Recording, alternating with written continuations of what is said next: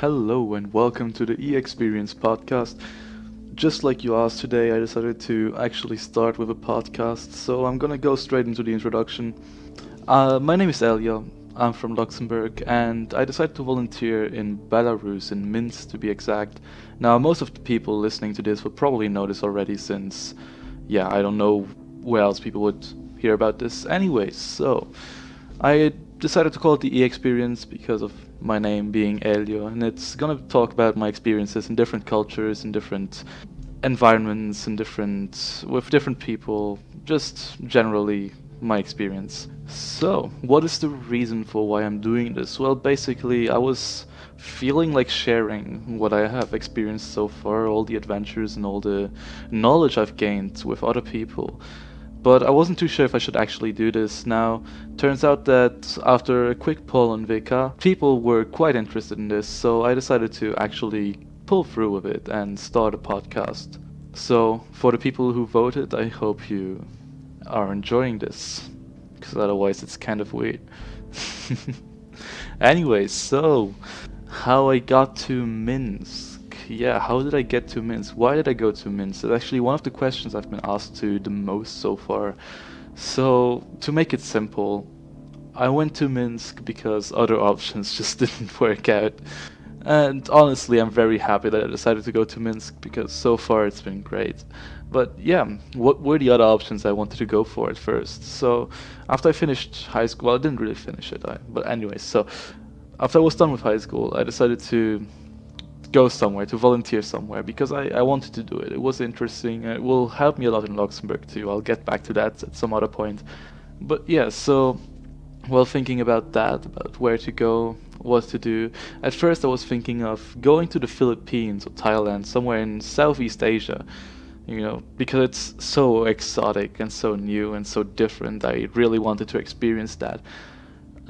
Problem being that if I want to do that, I have to do it with a project, like with a program that is offered by Luxembourg, but it only accepts projects that are recognized by the state of Luxembourg. So it was quite hard to find the right projects because there's no real database for these. So I had to look around a lot, and in the end, I found a few that were quite interesting to me, but they didn't take me. Basically, one of them told me that I should fill a form and they just never got back to me while I was just asking if they even have a project. The other one told me they sent people from Germany but not from Luxembourg, which also wasn't great. And the last one told me that they don't send people that are under 23 years old, and sadly I am currently 20, so I couldn't go. But yeah, my next choice would have been Greenland or Iceland. Now, the thing with Greenland and Iceland is that there are not many projects. So I found one in Iceland, I think it was something with kindergarten or something like that. I'm not 100% sure anymore. But basically, it was nothing for me, so I was looking a bit more, didn't find anything anywhere like that. So I decided, okay, my next choice would have been Russia or Northeast Europe. And I applied at a few places that seemed quite interesting to me. Three of them got back to me. I had three interviews, one in Samara, one in Latvia in a small town in the northwest, and one here in Belarus. So as you all know, I decided to go to Belarus, but why is that? So the project in Samara was one that had multiple projects attached to it. And after I called and had this interview, I found out that the ones that were most interesting to me were actually taken already, which is not a good thing, of course. But well, the animal shelter was just for the locals. Working with young adults or working in the office was just for people who speak Russian, so the only thing that was left for me was working with older disabled people, like physically disabled, and which honestly I don't mind. I enjoy talking to people, hearing about new experiences, about old experiences, and just like widening my horizon. The problem is, again, I don't speak Russian, and that would have been a problem too. And the other projects were just more interesting. Now, let's say the one in Latvia was working in a youth house. So it was with kids and teenagers, just organizing events, having fun with them basically, going around other small towns and just gathering all the youth to do something together, which sounds really good. It really did sound very good. But honestly, I didn't get too much of a good impression at the interview, and I don't know, it just wasn't the right thing for me. Turns out, actually, the German volunteers here, Niklas, actually applied for that one too, and the project was cancelled. So that's good to know. Yeah, so the other project was in Belarus. It was in an arts museum, working, like, doing workshops, discussion rounds, speech nights, stuff like that. Really interesting stuff. Now that I'm here, it turns out that it didn't work out too well with that, but honestly, I don't really mind it because I love this place. I love the people here. I love how I'm working and who I'm working with. It's amazing. Yeah, that's how I got to Minsk and not some other place. My first impressions of Minsk actually were pretty normal. I informed myself a lot about Minsk beforehand, and I found this one YouTuber called Bald and Bankrupt. Yeah, that's his name, Bald and Bankrupt. A British guy who speaks Russian, who does lots of travel videos in the Slav countries. And he did a lot about Belarus too, and it was pretty interesting to me, honestly, just seeing it. It seemed like a really interesting place to be in. Not too special, not too shiny, not too incredible, but interesting, lively, with interesting people. After I informed myself, I of course found out about some other issues that there are in this country, which I'm not gonna address here because I don't want to attract any trouble for anyone. So, yeah, my first impressions of the actual country when I got here were pretty neutral because I already knew what I was expecting, I already knew what was coming towards me.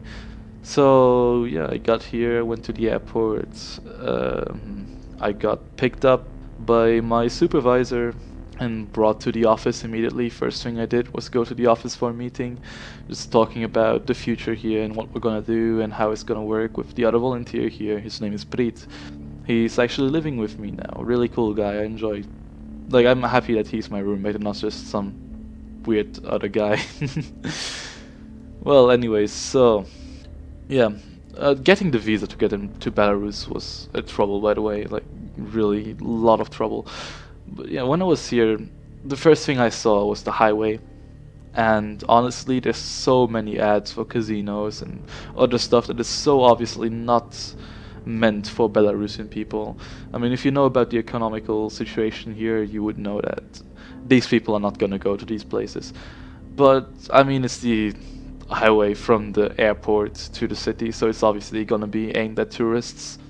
Lots of casinos, lots of cars, lots of luxury things. Nothing for the people here. But, well, that was my first impression of Belarus. Very different.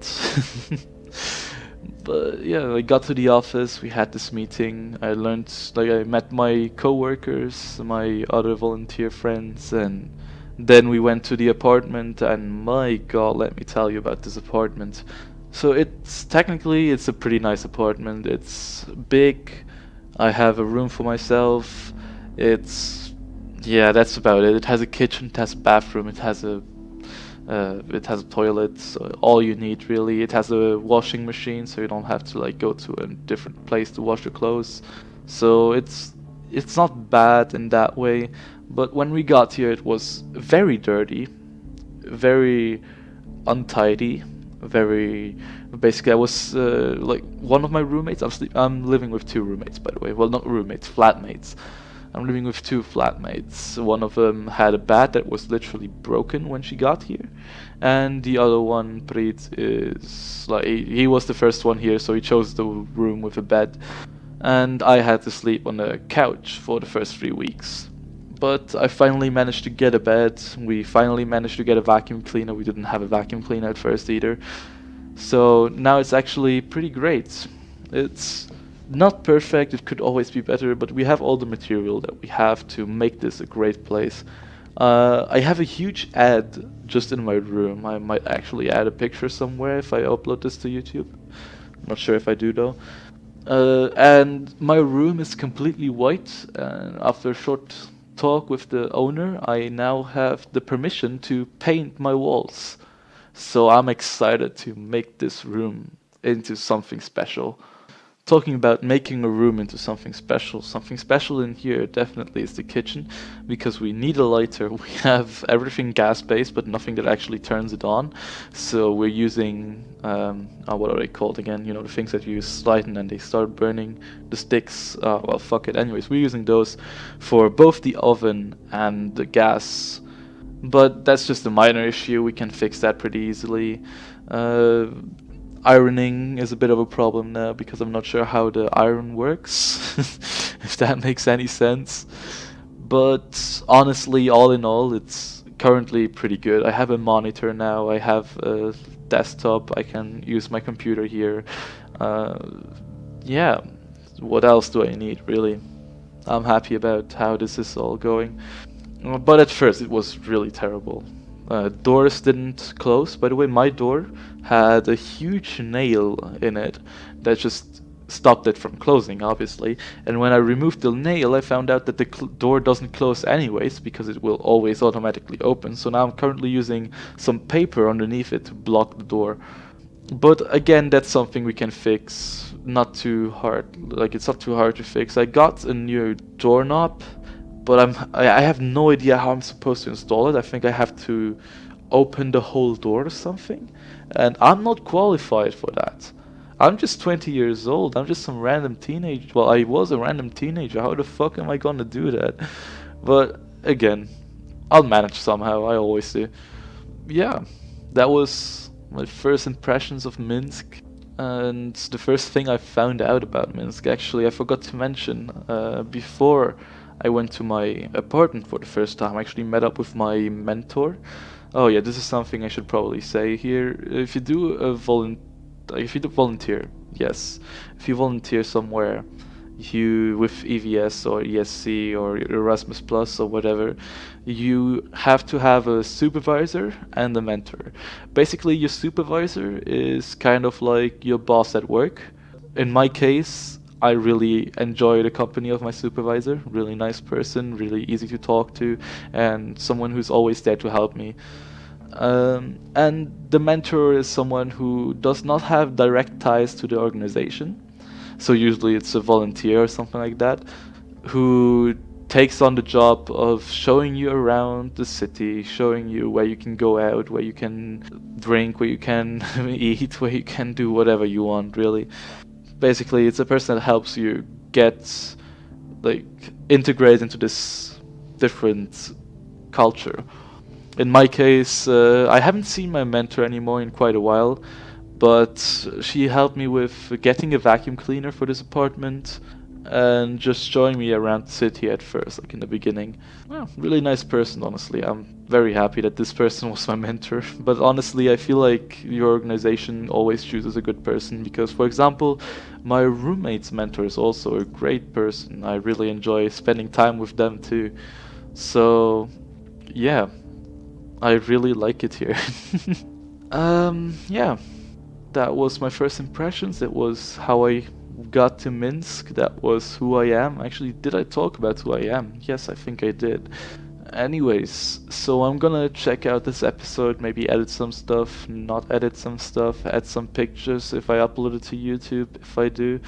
And then we're gonna see each other again on the next episode. I'm thinking of recording multiple episodes now in the beginning and then releasing them on a weekly basis. Tell me your thoughts about this episode, your thoughts about my plan to actually start a podcast, and if you enjoyed listening to me today. Thank you, and see you some other time. Okay, this is the ending. This is the music that should play. Love, love, love, music, music.